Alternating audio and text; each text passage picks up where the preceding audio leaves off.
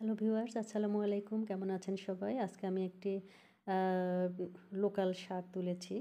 সুন্দর করে বেছে নিয়েছি শাকটা। এটা আমাদের এখানে যত্রতত্র পাওয়া যায়। এই শাক গাঁটতে হয় না।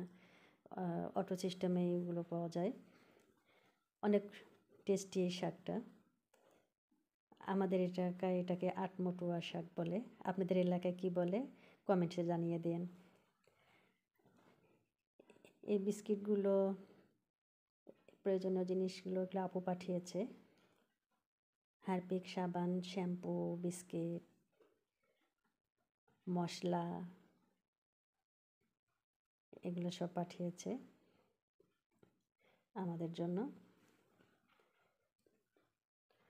আর শেলি ভাইয়া আবার লাড্ডু নিয়ে আসছে। ওই নিজে তৈরি করেছে। অনেক সুন্দর লাড্ডুটা। খুব লোভনীয় একটা কালার আর খেতে অনেক মজা। খুব সুন্দর। গত রাতে তিসি ভিজে রেখেছি। তিসিটা সারা রাত ভেজা থাকবে। পরদিন এটাকে খোসা ছাড়ানো হবে। তো অনেকগুলো নিয়েছিলাম কিন্তু এতগুলো হবে না। আরও কম দিয়েছি আর কি। কমাতে, কমাতে অনেক কম। এরও অর্ধেক নিয়েছি। তাতে অনেকগুলো হয়েছে। এভাবে পানিতে একবারে চুবিয়ে রাখতে হবে সারা রাত ধরে।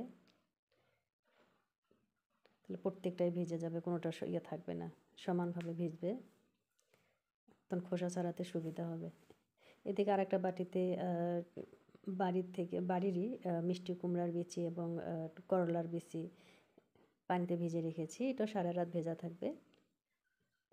আগামীকাল এটা রোপণ করব।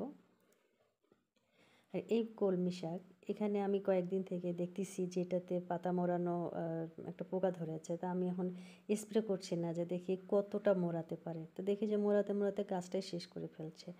তো এই অবস্থা করে রেখেছে গাছের। এই দেখুন পুরা গাছটাতেই। পরে আমি নিম পাতার রস আর ডিটারজেন্ট দিয়ে স্প্রে করে দিয়েছি ভালোভাবে। আমি 7 দিন দেখব। 7 দিন পরে কী অবস্থা সেটা আপনাদেরকে পরবর্তীতে জানিয়ে দেব। পুরো গাছ আমি একদম ভিজে দিয়েছি স্প্রে দিয়ে। যেহেতু এটা ক্ষতিকারক না, সে তুলনায় সেজন্য আমি এটা বেশি করে দিয়েছি। আর যে ছাইটা আসলে অত্যন্ত গুরুত্বপূর্ণ একটা জিনিস। এই ছাই আমরা মাছ কাটার কাজে ব্যবহার করি। আবার এটা ছোটোবেলা থেকেই দেখেছি যে গাছগাছালিতে এই ছাইটা দেয়া হয়। বিশেষ করে শীতের সময় দিলে খুবই কার্যকর। মানে কুয়াশা থাকে, ভেজা ভেজা থাকে, তখন দিতে হয়। আর রোদটার সাথে সাথে পোকামাকড় সব মরে যায়। তো এখনও এটা দেওয়া যায়। আমি এটা সংরক্ষণ করে রাখছি এভাবে পলিথিন ব্যাগে ভরিয়ে ভালো করে প্যাকেট করে রাখা, এবং পরবর্তীতে বাঁশের যে চালনি আছে, চালনি দিয়ে চালিয়ে নিতে হবে যাতে উপরের কোনো কয়লা টয়লাগুলো না থাকে। ফ্রেশ একটা যেন হয়, সেভাবে দিয়েছি। আপু পাঠিয়েছে হচ্ছে ফুল এবং ফলের চারা। এগুলো ঢাকা কৃষি মেলা থেকে কিনেছিল। আমার তাওতো ভাই দেখছেন গাছগুলো, কোনটা কী গাছের চারা সেগুলো উনি ভালোভাবে দেখছে।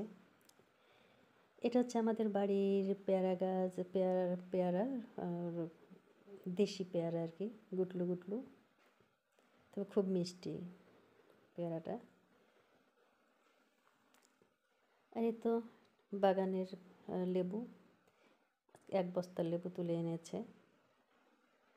এগুলো একটু বস্তা থেকে বেছে বেছে নিচ্ছি, ফ্রিজে রেখে দেব।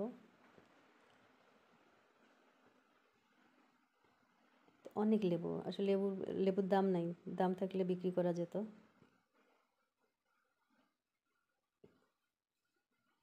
তবে বাড়ির জিনিস থাকলে এরকম অজস্র জিনিস থাকে, ইচ্ছা মতো খেয়ে ফেলে নষ্ট করা যায়, খাওয়া যায়, সব কিছু আর কি। অনেকগুলো, আমি এটা গুনেছি হচ্ছে 170 পিস হয়েছে। আমি ফাইনালি যেটা ফ্রিজে রেখেছিলাম 170 পিস, অনেকগুলো।